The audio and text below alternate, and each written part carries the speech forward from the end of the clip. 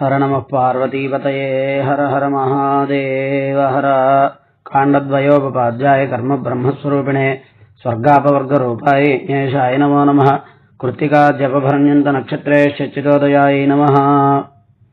ఈ రోజు జ్యేష్ఠ నక్షత్రమునకు ఇంద్రుడు అధిపతి. ఆ ఇంద్రుని యొక్క విశేషము, జ్యేష్ఠ నక్షత్రం యొక్క విశేషము, ఈ జ్యేష్ఠ నక్షత్రమునందు చేయదగినటువంటి యాగ విశేషము తెలుసుకుందాం.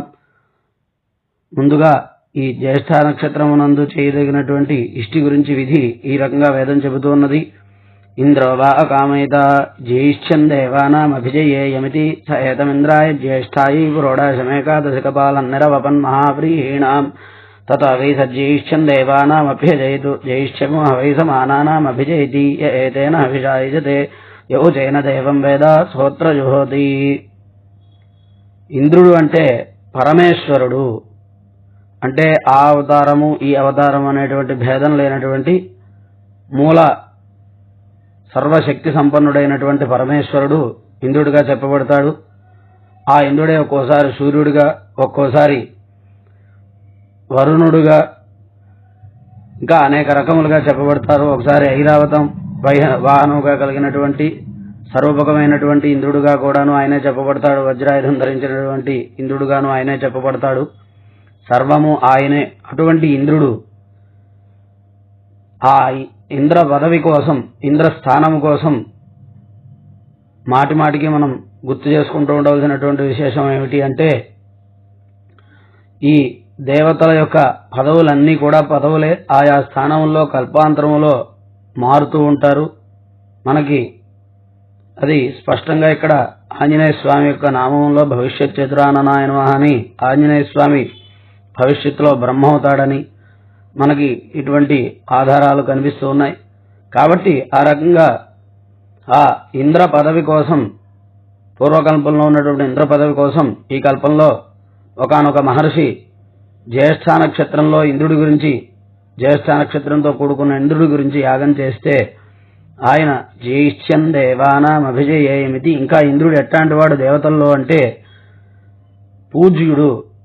ప్రతి అవతారము, ప్రతి దేవత కూడా పూజ్యులే. వారి వారి శక్తిని, వారి వారి కార్యాన్ని అనుసరించి వారి పూజ్యత్వం. ఇంకా ఇక్కడ విశేషం ఏంటంటే ఇంద్రుడి దగ్గర పూజ్యత్వం, ఇక్కడ వృద్ధత్వం కూడా రాశారు. వృద్ధత్వం అంటే అందరిలో కల్లా పెద్దవాడు అని, గొప్పవాడు, పెద్దవాడు, గట్టివాడు, దృఢమైన వాడు అని చెప్పడంలో ఈ వృద్ధత్వం అనేటువంటి పదం వేదం చెప్పింది. కాబట్టి అటువంటి ఇంద్రుడికి ఆ ఇంద్ర పదవి కావాలి అని చెప్పి ఆ ఇంద్రుడిని ప్రార్థన చేశారు ఒకానొక మహర్షి ఈ నక్షత్ర యాగం ద్వారా. తర్వాత ఆ రకంగా ఆయన తర్వాత కల్పంలో ఆయన ఆ ఇంద్ర పదవిని పొందాడు. ఎవరైతే ఈ ఇష్టిని చేస్తారో, ఎవరైతే ఇష్టిని చూస్తారో, ఎవరైతే ఆయా సమయంలో ఆ యొక్క మంత్రశ్రవణము చేస్తారో వారికి తమ యొక్క వాళ్ళు ఇంద్రుడైపోతారా అంటే మన యొక్క తపస్సు యొక్క అతిశయం చేత మనం తప్పకుండా కూడా అట్టి పదవిని మనం పొందగలము. కాకపోతే మనకి అంత స్థితి ఉండదు, మన బుద్ధికి స్థిమితం ఉండదు, మనకు అంత అతిశయమైనటువంటి తపస్సు ఉండదు. అది కనుక ఉన్నట్లయితే తప్పనిసరిగా మనం ఆ పదవి కూడా పొందగలం. కాబట్టి అక్కడ మనకి ప్రధానం ఏంటి అంటే నిరతమైనటువంటి భక్తి, శ్రద్ధ, తపస్సు, నియమం ఇవన్నీ కనుక ఉండి నిరంతరం కనుక అదే ధ్యాసలో ఆ భగవత్ చరణాలను కనుక మనం ఆ భగవత్ చరణములను మనం విడవకుండగా యాగములు, తపస్సు, దానము, పూజ ఇటువంటివి ఏవైనా చేసినా కూడా మనం అట్టి పదవిని తప్పకుండా పొందగలము. కాబట్టి అందులో సందేహం లేదు. అది కాక ఇహలోకంలో, ఈ లోకంలో మన యొక్క వర్గం ఏదైతే ఉంటుందో, మన పరిసరాలు, మన యొక్క పరివారం, వీరందరిలో కల్లా వీరు పూజ్యుడిగా అలాగే దృఢుడుగా ఉంటారు. కాబట్టి ఈ ఇష్టిని ఎవరైతే చేస్తారో, ఎవరైతే చూస్తారో, ఎవరైతే వింటారో, ఎవరైతే సహకరిస్తారో, అలాగే ఆ మంత్రశ్రవణం చేస్తారో వారికి వారందరికీ కూడా, అలాగే లోకక్షేమం, ఈ లోకంలో ఉండేటువంటి వారందరికీ కూడా శ్రేష్ఠత్వం కావాలి అనేటువంటి సంకల్పంతో ఇష్టి జరుగుతుంది. కాబట్టి ఆ రకమైనటువంటి ఫలితం అందరికీ వస్తుంది అని వేదం తెలియపరుస్తున్నది. ఇంకా ప్రధానమైనటువంటి మంత్రార్థం, హవిస్సునిచ్చేటువంటి మంత్రార్థం కనుక చూసుకున్నట్లయితే, ఇంద్రో జ్యేష్ఠామను నక్షత్రమేతి యస్మిన్ వృత్రం వృత్రతూర్యే తతార తస్మిన్ వయం అమృతం దుహానా క్షుధంతరే మధురిదిందురిష్టిం పురందరాయ వృషభాయ ధృష్ణవే అషాఢాయ సహమానాయ మీఢుషే ఇంద్రాయ జ్యేష్ఠ మధుమద్దుహానా గురుంకృణో తేజమానాయ లోకం. ఈ ఇంద్రుడు జ్యేష్ఠ నక్షత్రాన్ని అనుసరించి దాన్ని పొంది ఉన్నాడు. ఇంద్రో జ్యేష్ఠామను నక్షత్రమేతి యస్మిన్ వృత్రం వృత్రతూర్యే తతార. ఇంద్రుడు ప్రధానముగా చేసినటువంటి గొప్ప కార్యం ఏమిటి అంటే వృత్రాసుర సంహారం. వృత్రుడు అంటే చీకటి, అజ్ఞానం, దాన్ని అనుసరించినటువంటి ఏవైతే దురితములన్నీ ఉంటాయో, దురితమనగా మనకి దుర్గతులు, ఆ అజ్ఞానాన్ని అనుసరించి అనేకమైనటువంటి దుర్గతులు వస్తాయి. అలాగే చీకట్లో అనేకమైనటువంటి ప్రమాదాలు వస్తాయి. వీటన్నిటినీ కూడా నివారణ చేయటానికి ఆయన అజ్ఞానము, అంధకారము అంటాం, ఈ రెండింటినీ తొలగించేటువంటి ఈ ఇంద్రుడు. ఆ వృత్రుడు అజ్ఞానము, అంధకారం అయితే వాటిని సంహరించేది ఇంద్రుడు. అట్టి వృత్రాసుర వధ అయిన ఈ జ్యేష్ఠ నక్షత్రంలో చేశాడు. ఇంద్రో జ్యేష్ఠామను నక్షత్రమేతి యస్మిన్ వృత్రం వృత్రతూర్యే తతార తస్మిన్ వయం అమృతం దుహానా. అందువలన మేము ఆ జ్యేష్ఠ నక్షత్రం యందు అమృత తుల్యమైనటువంటి మధురమైనటువంటి ఆ హవిస్సు చేత మేము ఆ జ్యేష్ఠ నక్షత్రాన్ని అలాగే ఇంద్రుణ్ణి కూడా మేము ప్రీతిపరుస్తాము. తస్మిన్ వయం అమృతం దుహానా. ఇంకా దీనివల్ల ఏమవుతుందంటే క్షుధంతరే మధురితిందురిష్టిం. పూర్వం చెప్పుకున్నాము, క్షుత్తు అనేటువంటిది చాలా బాధ పెట్టేటువంటి, అన్ని శత్రువుల్లో కల్లా మనకు ఉండేటువంటి అన్ని శత్రువులు, అందరి శత్రువుల్లో కల్లా, అన్ని బాధల్లో కల్లా క్షుద్బాధ చాలా పెద్దది, చాలా ఇబ్బంది కలిగించేది. అది ఈ యొక్క ఇంద్రయాగం చేత ఆ క్షుద్బాధ అనేటువంటిది పోతుంది. దానివల్ల అనేక దారిద్ర్యములు, క్షుద్బాధ కలుగుతోంది అంటే క్షుద్బాధతో పీడింపబడుతున్నాడు అంటే ఎంత దారిద్ర్యము, ఎంత దుర్గతి ఉంటేనో, దైన్యము ఉంటేనో తప్ప అది సంభవించదు. కాబట్టి అట్టి దైన్య స్థితి మొత్తం కూడా పోతుంది. క్షుధంతరే మధురితిం దురిష్టిం, అదే చెప్తున్నారు. దురితిం, దుర్గతి.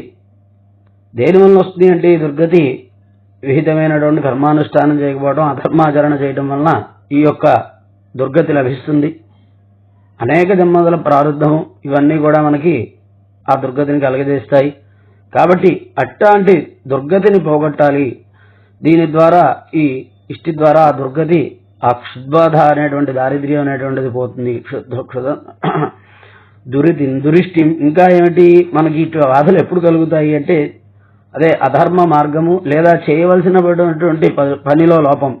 ఇప్పుడు యాగం చేస్తే దాంట్లో లోపం కలిగినా కూడా అది దురిష్టం అవుతుంది, అది బాధను కలగజేస్తుంది. అలాగే యాగము, పూజ, దానము, అందుకే మనకి ఏ పూజలు, ఏ వ్రతములు చేసినా కూడా ఎక్కడా లోపం లేకుండా శ్రద్ధగా చేయమని చెప్తూ ఉంటారు.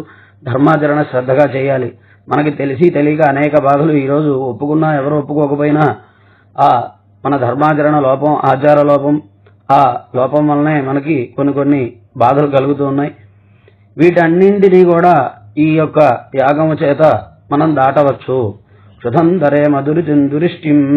ఇంకా ఇంద్రుడు ఎటువంటి వాడు, పురందరాయ.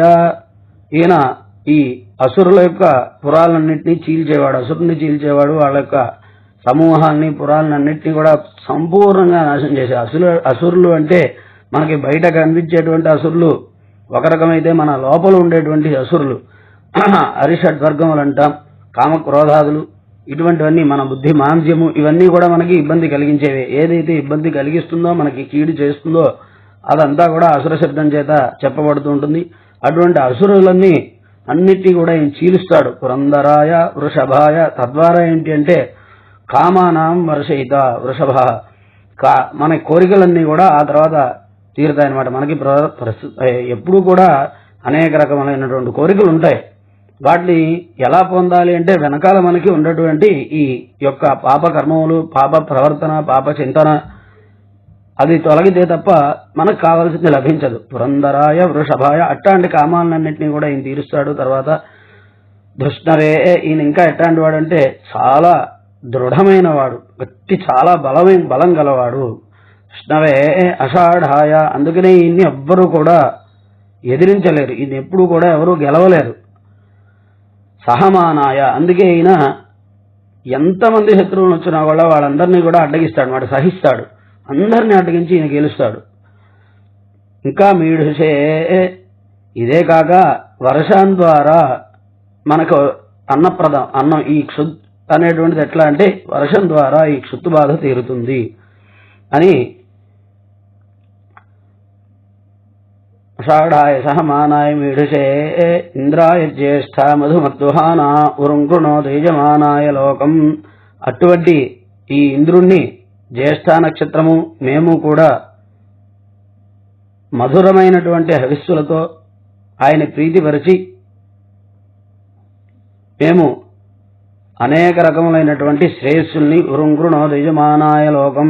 అలాగే మనం నివసించేటువంటి స్థానము అంటే ఇక్కడ అది మనం ఉండేటువంటి స్థానం పెరుగుతుంది అంటే మన జీవన ప్రమాణము, జీవనం యొక్క అవధి అంటే దీర్ఘాయుష్యు, అలాగే మనకు ఉండేటువంటి పరిధి పెరగడం అంటే మనకి ఎక్కడ వెళ్ళినా కూడా మంచి ఆదరణ, మంచి గౌరవం, తద్వారా మంచి యశస్సు.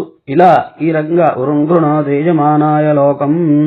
ఈ జ్యేష్ఠ నక్షత్రం ఆ ఇంద్రుని ప్రీతిపరిచి మా హవిస్సు ద్వారా మాకు ఇటువంటి సౌభాగ్యములన్నీ కల్పించాలి అని చెప్పి ఈ ఇష్టి ద్వారా ప్రార్థన చేయడం జరుగుతున్నది.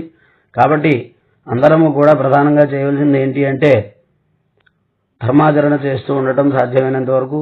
ధర్మాచరణం అంటే కేవలం పూజలు యాగాలే అనుకోకూడదు. పొద్దున్న లేచిన దక్కించి పడుకోబోయే వరకు అనేకమైనటువంటి ధర్మ సూక్ష్మములు మన నిత్య జీవనంలో ఉన్నాయి. వాటన్నిటినీ కూడా ధర్మంగానే చెప్తాము. కాబట్టి మన ఆచార వ్యవహారాలు, ధర్మ మార్గములన్నీ కూడా మనం తెలుసుకుని ఆ రకంగా మనం నడిచినట్లయితే మనకు సకల శ్రేయస్సులు ఉంటాయి.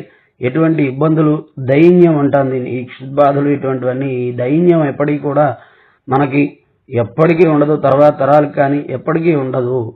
కాబట్టి అటువంటి దైన్యాన్ని, క్షుద్బాధని, ఆ లోపల ఉండేటువంటి ఈ అంతఃశత్రువుల్ని, బహిశత్రువుల్ని కూడా సమర్థంగా ఎదుర్కోగలిగినటువంటి ఈ ఇంద్రుడికి మనం ఈ ఇష్టి ద్వారా అందరికీ కూడా అటువంటి ఫలితాలు కలగాలి అని చెప్పి ప్రార్థన చేయడం జరుగుతున్నది.